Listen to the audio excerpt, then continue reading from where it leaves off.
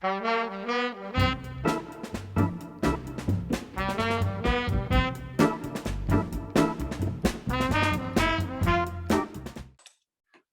this is Chris, and this is Cathode Biased episode 7. This week, I'm here with Nick Coussoulis from Coussoulis Hi-Fi and Instagram. And yeah, the reason I wanted to have Nick on this week is like he helped me out a lot with some of my early projects when I was just getting into kind of refurbing tube amplifiers and kind of like ping Nick for sort of advice on Instagram. He's got some really beautiful amplifier work he's done specifically on the Scott 299, and maybe we can talk a little bit about. Yeah, he's helped me out a lot, and just want to get some more advice and kind of chat with Nick about like some of his projects, and yeah, we'll see where this goes. So hi Nick, do you want to introduce yourself and tell us about the work you're doing now? Yeah, hey Chris. Yeah, so thanks for the intro. Yeah, I'm not a full-time technician. I kind of got my start in this late. I guess for some, I want to say I was in my mid to early 20s.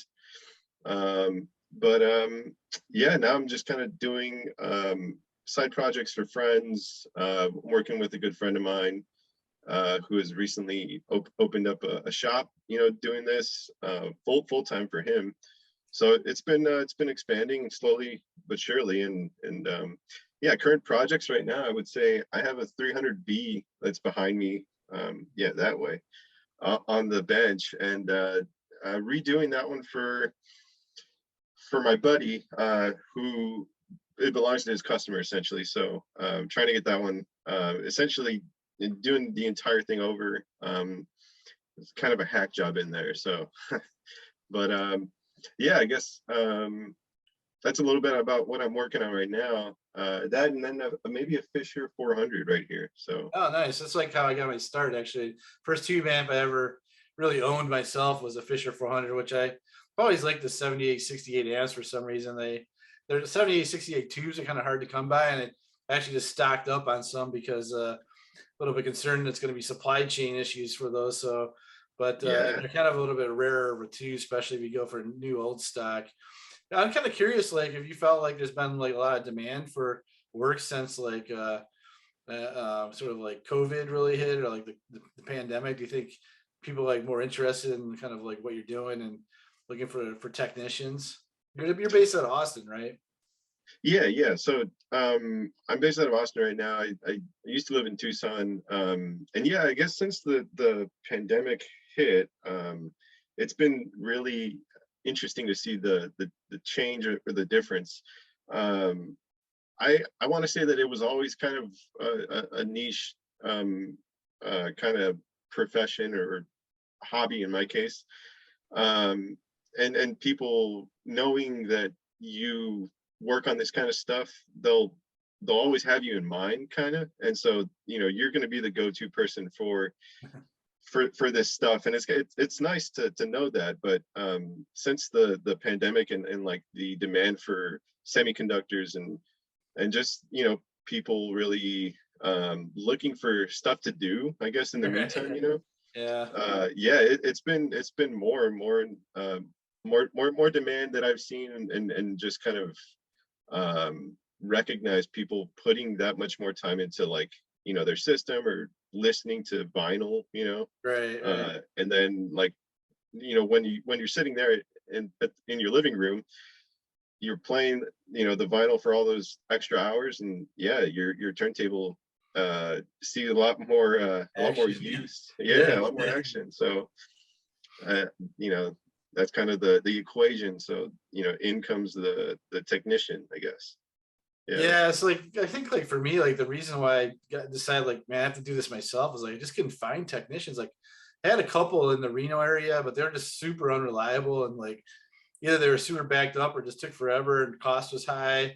Just didn't really like trust my more valuable pieces with them, quite frankly. It's like didn't really want to like dropping Marantz 8B off for like 8 months somewhere, right? So Yeah, the other option was like really sending it out. So I was like, well, I guess it's time for me to buckle down and figure this out. And one thing I found was I was working with my father-in-law, who's actually EE, and he kind of like, when I kind of was like texting you quite a bit as well too, is he's kind of giving me some advice, and he's kind of like fearless with the with the probes and stuff. So it took me a little bit of time to like basically say, okay, I'm not gonna get electrocuted here just by putting a probe in here. But Right. yeah, so it's it's kind of like interesting for me, is that it's kind of like I think I was more easy to sort of grasp the technology of like the amplifiers and electronics versus like I built this subwoofer, and that was like the physical aspect of building the woofer was like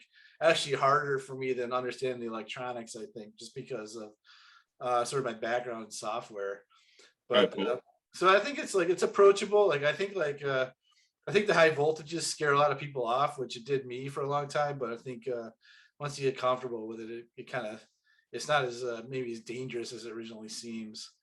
Um, Yeah. yeah, Yeah, there's definitely a token of respect that you have to kind of like, yeah, show right, yeah, for sure, even before you jump into it. So right. yeah, I mean, you're dealing like with potentially 700 volts DC, so you got to be a little bit careful at times, right? So yeah, it's yeah, it's not, it's definitely I'm careful. I just like maybe realize it's if you are careful, it isn't as dangerous as maybe it initially seems. But right. it's yeah, it's definitely you don't want to go probing around if you don't know what you're doing either. So, and like I said, my father-in-law just basically got me off the ground there. So maybe some recommendations like for people like let's say you have a amplifier, it's not working right, and you want to get started like on maybe doing your own repairs. Like, what would you recommend to do for people to get started? Yeah, I mean that's a good question. Like, I when I guess you asking that like reminds me of me when I started out with actually that Scott 299. Yeah. Um, and I think the most important thing that you can do is just read, like read any resources. There's a lot of forums and blogs online. Audio Karma probably being the most revered one, I guess. And there's so much information on there that you could, spend days just going through, you know, one type of amplifier. So Right.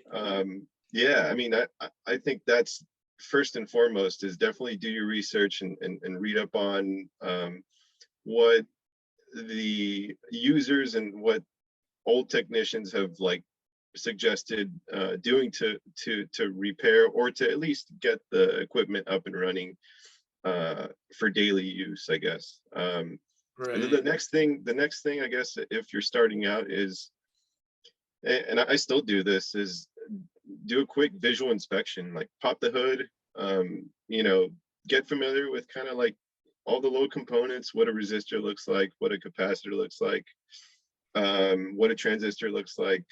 If it's a tube amp, you're going to have those vacuum tubes. Right. Yeah, just kind of get familiar with the circuitry, and then look out for any visible like damage or like Right. burn marks, or you know there was a what was it, a Scott 99D. It's a mono amp, Mhm. and that one I was restoring, and weirdly enough, the way that chassis is laid out is there's no vent holes for the dropping resistor. So Okay. what happened over the course of like 60 years is, Overheated.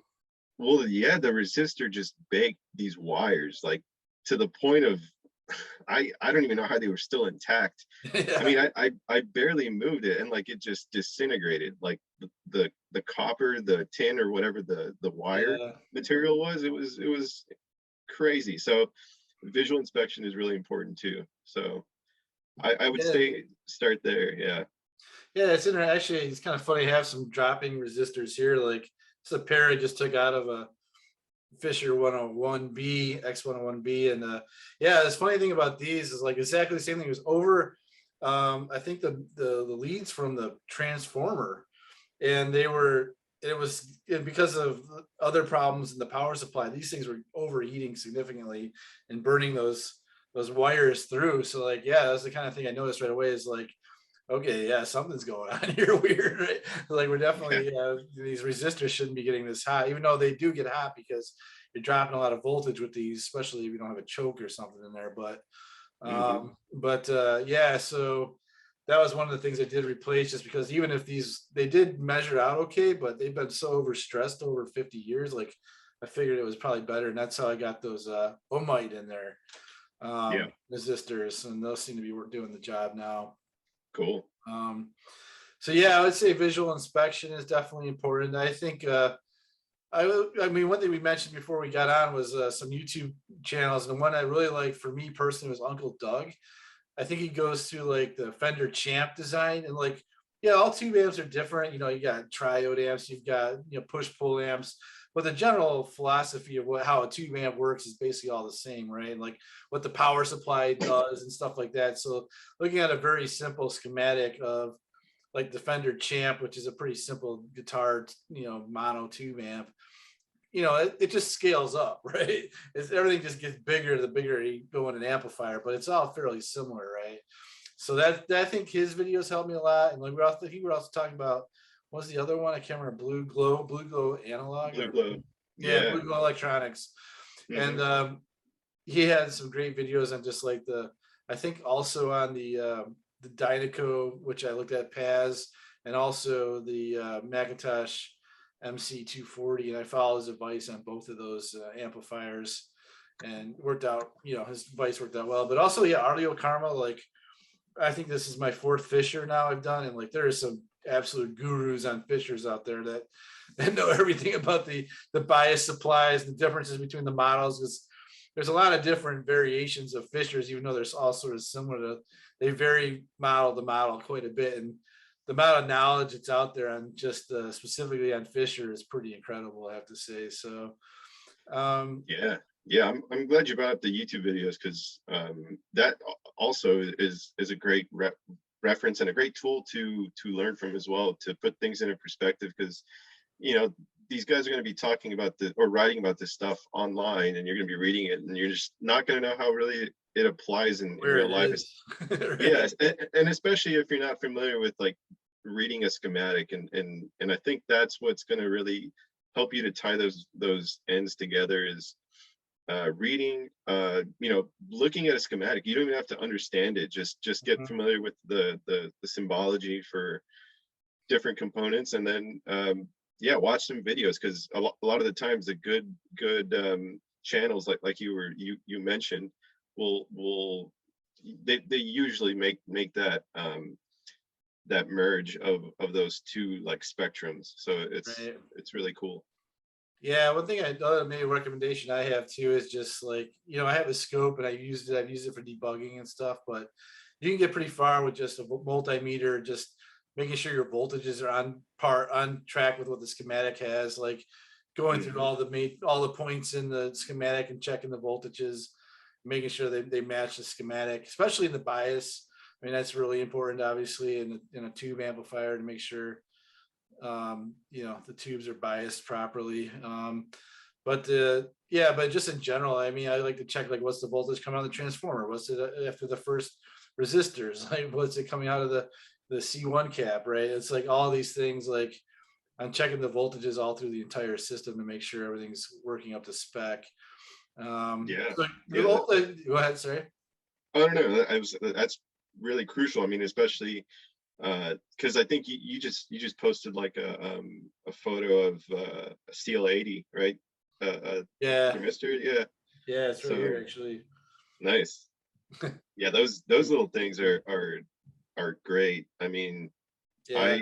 I will always put those in any like tube amp I restore. So Yeah, I've noticed like, and it might be because of the transformer on this Fisher I'm working on, but when it when it fires up, the voltages really spike, and spikes the all the way to the tubes, and I'm like, "Ew," it's like makes me uncomfortable. So this is a thermistor. For anyone who doesn't know, it's basically uses heat to basically heats up, and then it basically allows more current through slowly. So when you turn on an amplifier, if this is in the main circuit for the power supply, it basically will bring the current up slowly rather than having a big rush of current come in and overwhelming your transformers and everything, your power switches, your tubes, all the components of the system, basically. So yeah, so I didn't get it done today like I planned to, but I got busy. But I'm gonna get this. My next project is to put this into the main power, line current basically of the Fisher 100, 101. Nice. But it's kind of funny. Yeah. The Macintoshes come with these the 240. They're in there, they're in stock. So they have a Oh, really really? old one. I don't know if I have it here, but it actually had broke on the one I had, but I had to replace it with one of these. But they Wow. have the Macintoshes are a little bit. I had a little bit of reservations about the Macintosh when I got it. It was, I've always had Marantz's, but I had to say just working on them, like Macintoshes are pretty well laid out. Like the Macintosh, I have an MC 240, and it just even as a beginner or intermediate, so easy to get in there and make changes to it. Versus like, I love Fishers and I've owned Fishers for a long time, but if I had known now like how complicated a Fisher is to work on, I wouldn't have chosen one as the first option just because they're a rat's nest. So like you're looking at the coupling caps and everything in this one, they're just jammed in there. So to even get at the coupling caps, you have to make sure you don't get too big or they won't physically fit and stuff. Yeah, which kind of reminds me, we were talking a little bit about the depth of the Fisher versus the Scott, and your thought was the Scott was a little deeper, huh? Yeah, that's what I mean. I guess you kind of cast some light on that. And since this is my first Fisher receiver doing, there's some depth and some room in there, but like the Scott integrated stuff, the 299, and I have a 222D.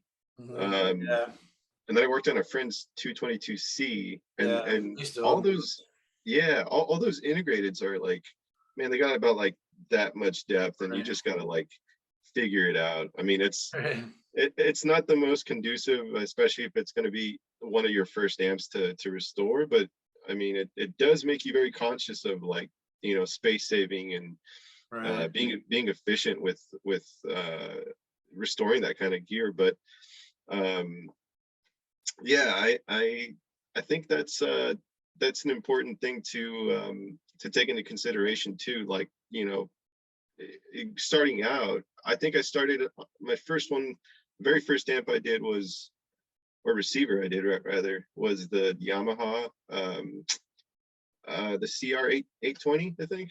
Oh yeah, Um, those are nice. yeah, yeah, it was 70s receiver, and it's just, man, it has a great tuner. Sounds beautiful. But I mean, it's just too big, and I got rid of it a couple of years ago. But nice and open layout, and you just literally pull it out of the cabinet, flip it over, and there's your solder points, so you don't have to remove any weird heat sinks or boards or Right. it was really actually a great piece to start out with. And then I moved on, of course, to the brand stuff and Mhm. kind of so on and so forth. But Right. yeah, that's actually maybe some good knowledge we can impart. Just don't start out with anything too complicated. Right. Yeah. I mean, almost like one that's fairly easy to work on, I feel like that's depends. Everything depends. We're talking about 6-year-old amplifiers here, but like I found I have a couple of Dynaco ST70s. Those That's are it. because you're pretty simple. You only have the amplifier. You don't have like tone controls. You don't have a phono section. You don't have any preamp stuff in there. You just have the amplifier, and they're pretty simple to work on. The only gotcha with the Dynacos is the printed circuit boards are very fragile. You have to be extremely careful when you're soldering them, which I found out the hard way. Otherwise, you'll be doing a lot of like weird jumper repairs and stuff. But other than that, they're really easy to work on. You just got to make sure you're really careful when you have the joint hot to pull out the capacitor or resistor very slowly and make sure it's not pulling up the trace off the board. But other than that, the Dynaco ST70 is pretty easy to work on. We can talk about filter caps, but it takes one of these cap cans, and there's a couple capacitors in the bias section, and that you need to replace. And then then if you want to do anything with the coupling caps, are right, Right visible there. on top of the board, basically. So it's easy. They're easy to get going with, and like you're just looking to get something off the ground and that's maybe not functioning properly and get it back to functioning correctly. A Dynaco ST70 is not a bad bet. The other drawback of the Dynaco ST70 is that it takes 7199 tubes by default, and those are becoming extremely expensive and rare because they're not in production currently. But there's tons of hacks to Dynacos, including being able to put different driver tubes in them. But I do recommend the ST70 as like a first time tube amp for anybody that's like looking to get into this. Probably I love Fishers and I do enjoy Fishers, but if you're looking to actually do the work on it, I don't really recommend going in there first time out, just because there's a lot going on in a Fisher, especially if it's a receiver with a tuner and everything in it. So yeah, so that's kind of like, my recommendations. And yeah, so one other thing I want to talk about is like, yeah, what commonly fails, right? Like maybe we can talk about that, because that's kind of like how I started talking to you, is like the common failure point in these older amplifiers a lot of times is the power supply, right? Basically, you're converting from AC power to high voltage DC to basically drive the tubes and other components in the system.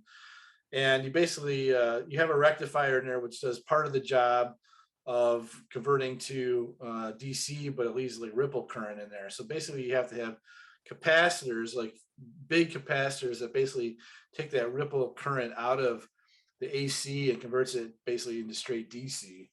And these big capacitors in the old amplifiers, especially tube amps, I'm sure, solid state amps from the 70s use electrolytic capacitors, right? And these dry out, right? And so what happens is, like, you might notice like the bass, if the amplifier is working, like the bass response might not sound right, or something doesn't have a lot of presence because the dynamic range isn't there. That's like a classic sign of like the filter caps, the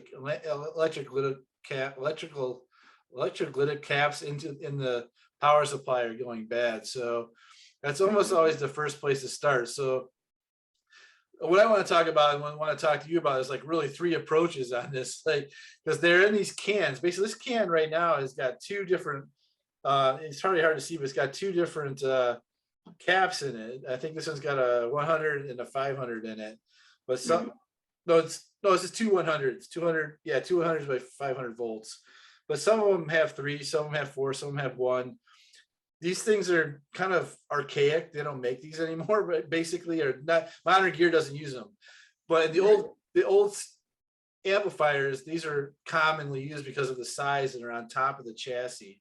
So there's a couple different things you can do. One is you can buy replacements like this. This one's by CE. Hayseed Hamfest makes other ones. Other companies make these, but basically CE Manufacturing, Hayseed Hamfest are two of the bigger suppliers of these. And you can replace the entire can in one shot. Just rewire it in just how it is. As long as the capacitance is the same and the voltages are fairly close, maybe a little higher, be okay. Then these can drop right in. But the other alternative is you can wire in, axial capacitors like this one directly under the chassis. You can basically take what's three, let's say there's three capacitors in here. You take three of these and wire them on the chassis. That's option 2. And then maybe option 3 is to take these things and stuff them back into these cans, take the old can apart and then put them together. So this is what I found. Like the first time I did this, I got a kit and it had all of the filter caps were in these axial capacitors, right? And I was like, well, this is weird. That's not what I have in there now. What do I do? So I actually asked Nick. He said, just wire them under the chassis. So I went down that route, and it turned out to be pretty hard. Honestly, it was hard to fit them underneath there. And B, it was like there was just a lot of wiring and stuff that had to be done that you don't have to normally do to wire up from different lead points. I actually had to drill. This is on my first amplifier. Remember, I actually had to drill a hole in the chassis to mount other basically terminal strips too, so we can have mounting points for these things. So as a beginner, this was like, wow, this is like pretty far over my head. Amazingly, it all worked in the end, but it took me quite a long time to hook up the power supply. So anyways, when you're starting out, like these commonly go, like electrolytic caps do not last forever, and they will go out and they will cause other problems, like you lose a transformer or something, but you'll notice it right away, even if the amplifier is working, that it won't have a lot of presence basically. So anyways, what are your thoughts? Like those are the three options. Like what is your experience with sort of filter caps, I guess? Yeah, that's I think so my one of my actually my first tube amp, that 299. I did try to go. I mean, this was like 2013 or 2014. Yeah. I mean, I was kind of green, and I didn't know too much about the industry or the hobby yet, and I yeah, I opted to go the way of restuffing. So Okay. tried to follow advice on Audio Karma, and I mean, I did a decent job, but it wasn't the greatest. I mean, especially for like starting out at soldering, Yeah.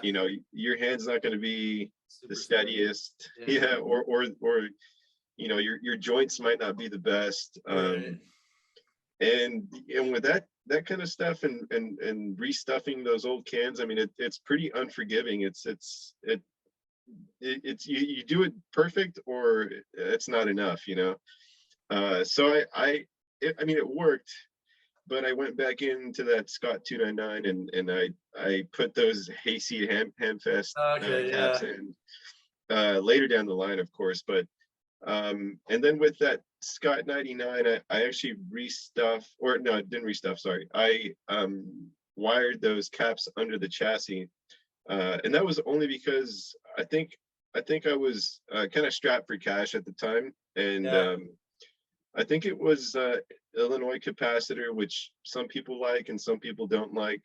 I mean, with everything, there's Trade-offs. opinions, yeah, Opinions, yeah, for sure. This well, industry is full and of trade-offs. opinions, that's for sure.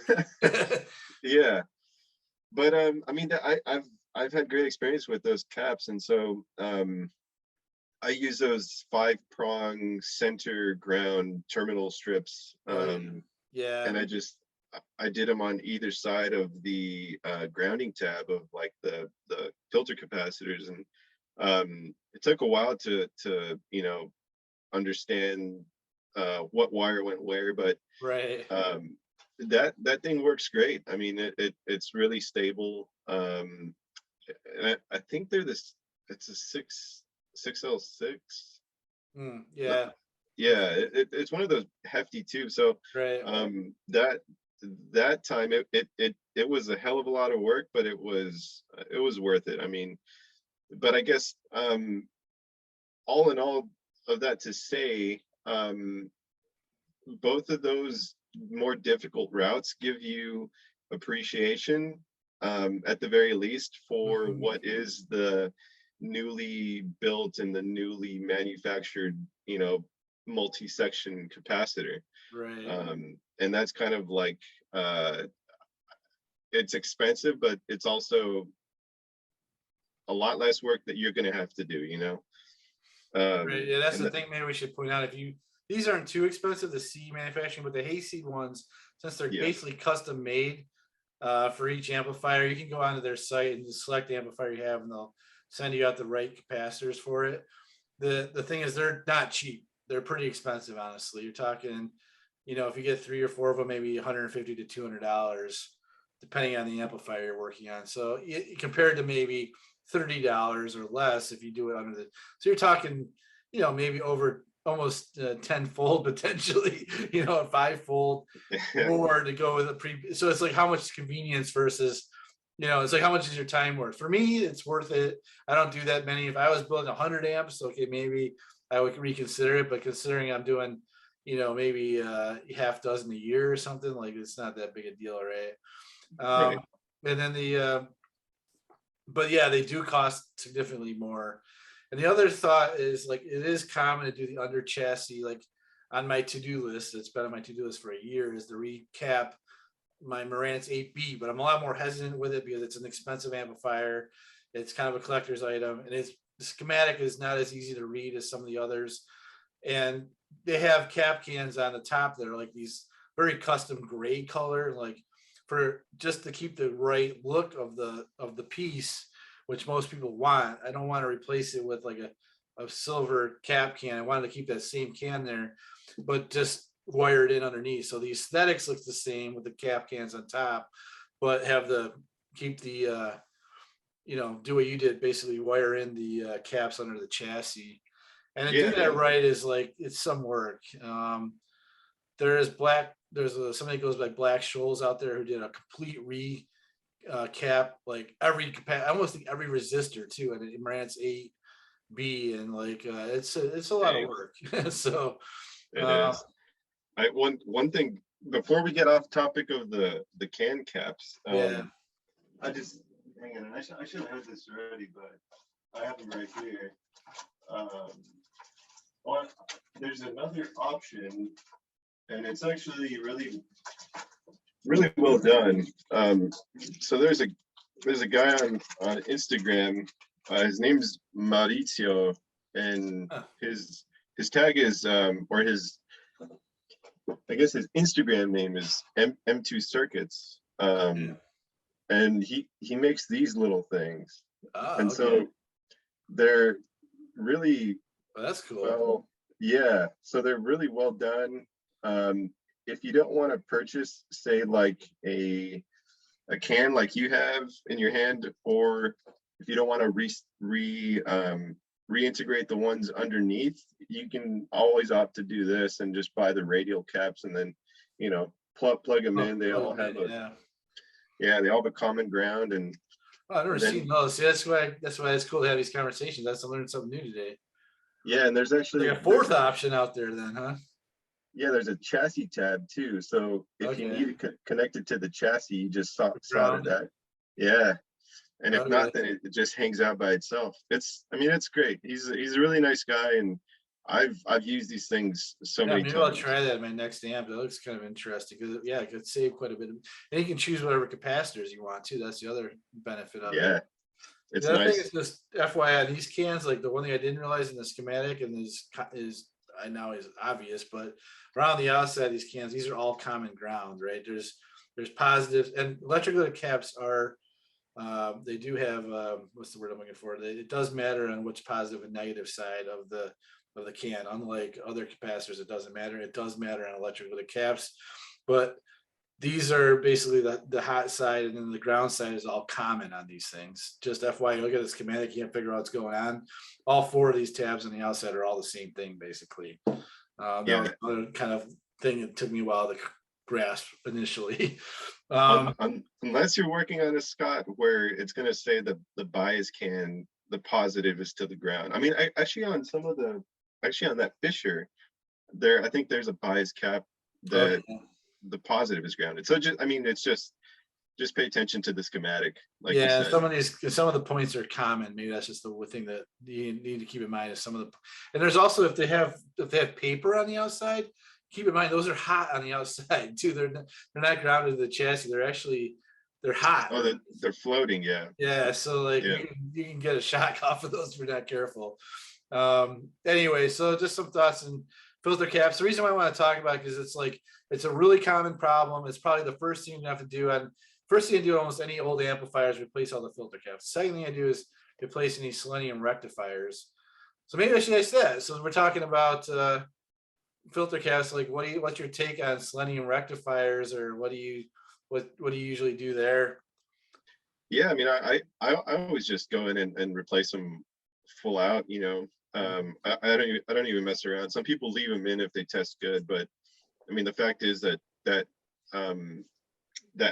element selenium degrades faster than the silicon does, and so if you have a silicon rectifier, that's going to last a lot longer and be more reliable. I mean, it will. The only thing is it will induce a higher voltage at the other end. Yeah. So you'll need a more robust dropping resistor or some sort of another resistor in there compensation to regulate the voltage. But that's my take. I always replace those selenium rectifiers. Yeah, just for people that might not know, there's really in tube amps, or I'm most familiar with tube amps. Maybe this is probably similar in solid state, but there's, especially from the 60s, you basically, again, you got to convert from AC to DC. To do that, you basically do that through rectification. It's the first stage, basically. And so there's really 3 ways to do that as common in 60s tube amps that I'm most familiar with. One is you can use a tube. Actually, that's probably the original way to do it. So you can basically put a tube in there. That's what the Fisher has that I'm working on right now that does the rectification. That's one way to do it. the second way to do it is to have basically what they call a selenium rectifier, which is a very, very early solid state rectifier that that was basically toxic, right? That's the problem with these things. When they go, you're putting out selenium into the air. And apparently, I've never seen one go, but apparently when they go, it's pretty nasty.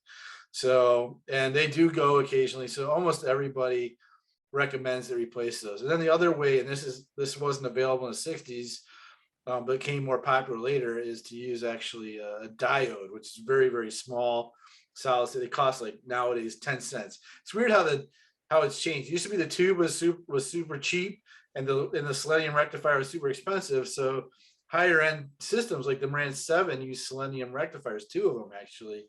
But lower end systems still use tubes because tubes were cheaper. Nowadays the tubes are $30, and the rectifier that's solid state is like 10 cents, right? Yeah, It's kind of like funny how things have flip-flopped. It used to be expensive is now cheap.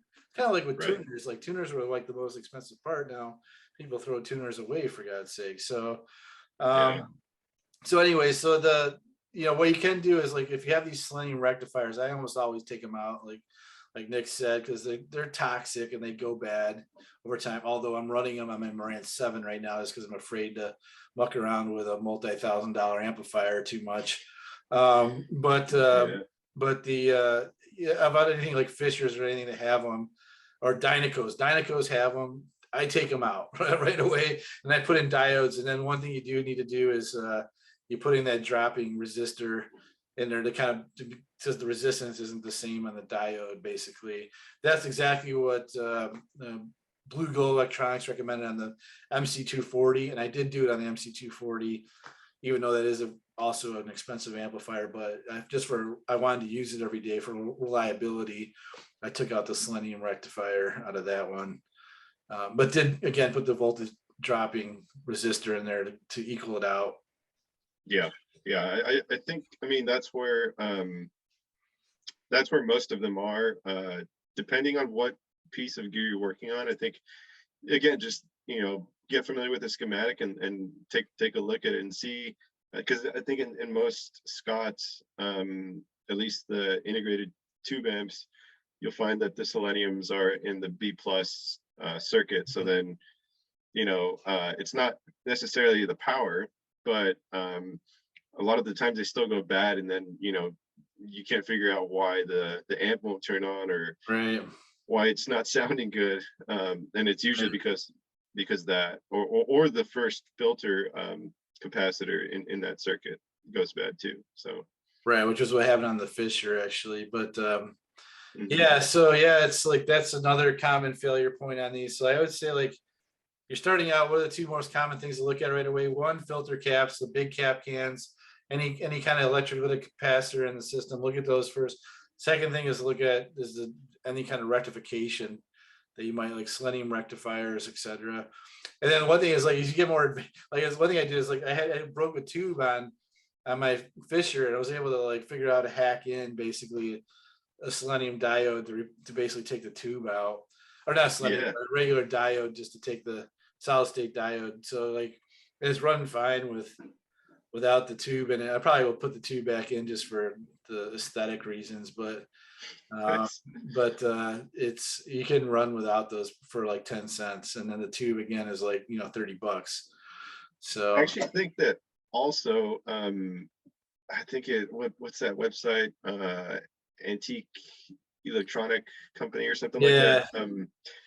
So that website, of course they sell tubes, and that's like their bread and butter, but they also, for the rectifier, they sell like a solid state plug-in.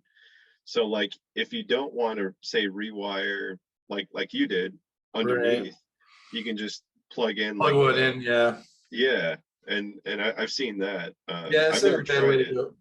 I think it actually changes I think you have a little more, I don't know what it is, deep bass or something. It changes the tone of the amp slightly to go with the solid state rectifier. I'm gonna try it again, maybe try them side by side and see if I can change it. But it did seem to give the amplifier a little more bass response. Probably, I don't know why, but maybe because you're losing some current or something from the tube. I don't know, but it seems like the solid state had a different slightly different tone.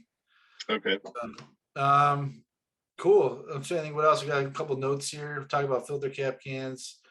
So what do you kind of take? Like, do you prefer working on tubes or solid state, or do you have a preference, or do you care? Or Um, yeah, I mean, I do, I would say I do have a preference. Uh, I guess to start, I think I have a preference to tube gear because it's like you led with your introduction. It's a very, at least theoretically, it's a simple circuit. So, I mean, something either works or it doesn't, and there's like a definite reason for that, and you'll find it in a tube amp, especially starting out. But with a solid state amp or a receiver, you know, that circuit's going to be like expanded. You might have like the integrated circuit chips and you know, just all these other components and tape monitor switches and you right? know, stuff that might throw your head for a loop and you can't make heads or tails of. So I always prefer working on tube stuff. And a lot of it's point to point, so you don't really have Yeah, to worry about like you were saying, like lifting traces right. off the PCB boards and or the PCBs. Um, but that's my stance, and I'm going to stick to that because it's. I mean, going forward, I'll work on solid state stuff. Don't get me wrong, but man, I mean, even some of the tiniest problems, it's like, why didn't I see that? And I still to this day, I'm like, man, I learn like every single time, like working on a damn Marantz 2220. I'm like, Mm, there was a problem right there, you know, and it was like looking at me in the face. So right. yeah, Yeah, it's usually, yeah, that's why I say it's back to like voltages in the two. Like you just can follow your voltages through. Like yesterday, I had a problem with like a cold solder joint, and I just basically like, okay, I don't have any voltage here. What's going on? Like eventually yeah, figured out where the bad joint was and was able to fix it. So yeah, I don't yeah, have a lot of experience with solid state stuff. I've been into like, I don't know, I just kind of went down the tube route like early on and just kind of stuck with it. So like it's kind of also from a collecting point of view, like I felt like you know, my I was like kind of really focused on 60s tube amps, and like there's like a whole other world of 70s solid state. And that stuff's good. There's a lot of cool stuff in there, but it's just not my gig really. yeah. It's a lot of the Japanese like Yamahas and all that stuff. Really, the Sansuis, they're all cool, but I just never really got into them. Really, just kind of always just stay with mostly American-made tube stuff. I Uh, got you. so I was curious, like maybe just a recommendation on a first amp. I made mine was like the ST70. Do you have any recommendations? That's a good one. I guess let me see, tube wise. Um ST70 or also, I mean, I think it's a little less rare. I mean, a little more rare. The ST35. Yeah, those look cool. Um, I've never seen them come up though. They're a little more rare, but they're yeah, EL84 based, I think. But they look EL84. interesting. Yep. I mean, and then even some of the Heath kit, I would say if you're looking to start out in tube stuff, I mean, there's like a million of those things. It's ridiculous. You get on eBay or like even Craigslist, you can pop around. I actually suggest doing stuff local so you don't Yeah. worry about like shipping and you know, so there's some people who are excellent at shipping and some people who turn a blind eye and then you get a package with like 1,000 pieces in it and it's like Right. what happened. But I would say Heathkit AA100. I really like that power amplifier. I think they run the 7591 tubes, Okay. and there's a guy, I think he's out of the Northeast somewhere. His name's Steve, I think. Shoot, let me look him up real quick. He does new power boards essentially for these amps. So it not only applies to the A100, but also a couple other models for the Heathkit line. Shoot. Yeah, put a link to it in the Yeah. I'll put a link to it. yeah, but yeah, that's cool. Heath kit. I don't have to admit, I never owned one. Actually, one of the ones I have is kind of weird one is the Knight, which I just bought.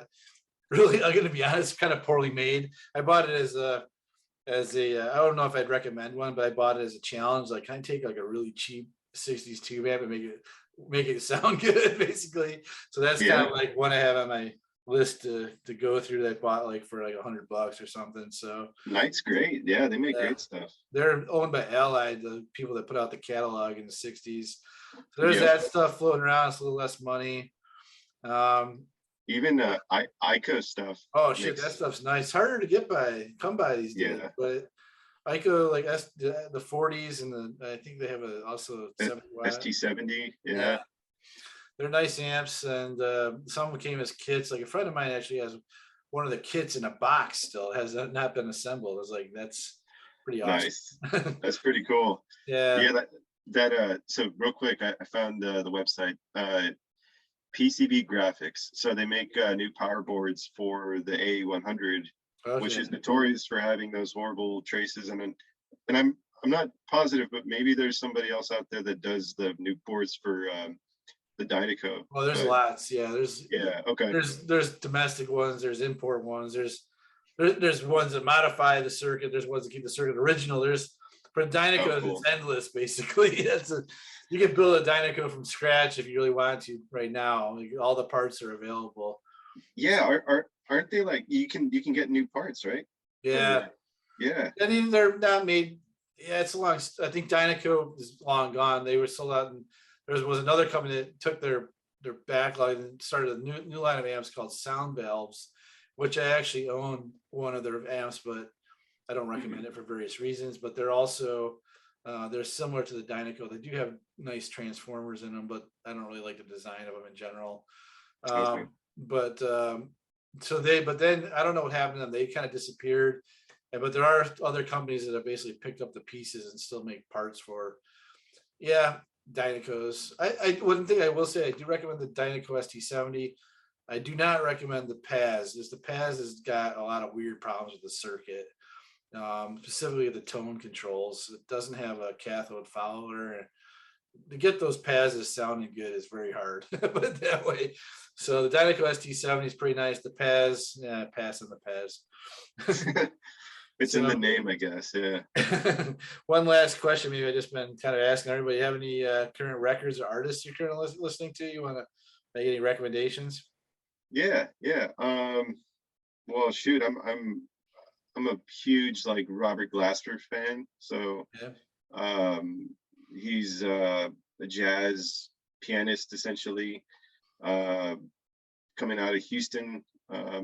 He's collaborated with like, a whole bunch of different black artists across the United States. And I mean, his music, man, I was drawn to it maybe 10 or so years ago, and ever since then I have every record. Cool. He just came out with a new one, Black Radio 3, and yeah, just some of the stuff. His early stuff is very jazz focused, and then you can tell as he goes on. I mean, there's like a fusion that happens with hip hop and jazz, and it's really cool. Yeah, that's a new one for me. So that's cool. That's why I ask people. I'm always like looking for new recommendations. So Nice. yeah. What about you? Yeah, it's kind of weird. Like I was mentioning last week, and to Brian from Blue Truck Analog, was like, been listening to a lot of Latin stuff recently. I do collect almost all of the. We can talk about this also, but I collect almost all the tone poets and anything that comes out from Blue Note, because traditionally, or not traditionally, but in the last couple of years, the quality's been insane. Like really good, high quality, Nice. very very well done. But the most recent one with the Joe Pass, there is a problem with the tape that has gone onto the pressing, which is driving me crazy. Honestly, it's got an 8.2 kilohertz hiss on it, which is interesting. Now a lot of people can actually hear it, but it's like, for me, it's very prevalent. But I've read a lot of reviews where people can't actually hear it, which is interesting to see what who can hear this and who can't hear it, because If people I'm still like, have their high pitch hearing. yeah, it's like who went to too many rock concerts in their 20s, right? So, but Yeah. it's kind of like, yeah, there's a lot of people that say they claim they can't hear it, but it's definitely there and it's measurable. But Wow. other than that, I've been kind of like down in Miami, listening to a lot of Latin music. Like my wife's from Venezuela, and you can get stuff down here you just can't find anywhere else. Like a lot of the Fania stuff can get used, even some new titles that are Nice. hard to find anywhere else. Some Spanish labels and stuff. So it's kind of a niche, but I've been kind of like really getting the salsa and cumbia stuff like that, especially vintage stuff. So Mhm. that's kind of been my current rabbit hole with record collecting. That's But cool.